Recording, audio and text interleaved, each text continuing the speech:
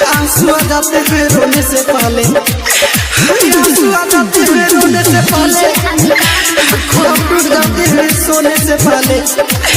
लोग कहते हैं मोहब्बत गुनाह है, काश कोई रोक लेते गुनाह होने से पहले, गुनाह होने से पहले। यार में मिलल जुदाई बा, नशे बनल दवाई बा, ओकर याद दिलवा से न जाता हो, जान लइए के जाई बुझाता हो। पहले पढ़त रही अब बिगड़ गई, दिल टूटल गजारी बन गई। पहले पढ़त रही अब बिगड़ गई, दिल टूटल गजारी बन गई। Presents by CBL DJ.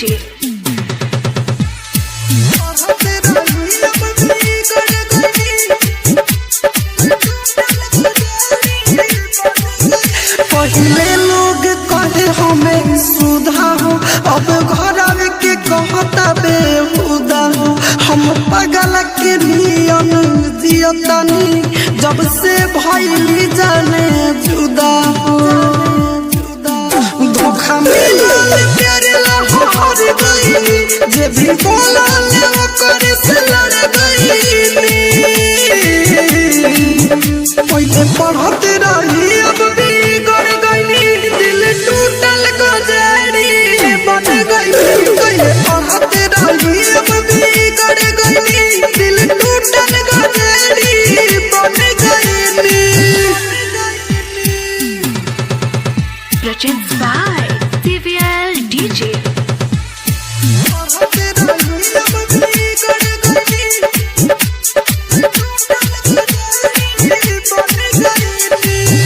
Writer बाबा जैन के घरवा जाके बसैली हो, हई रोवेला सन जवा के बीच रहिया में ठुकराइली हो।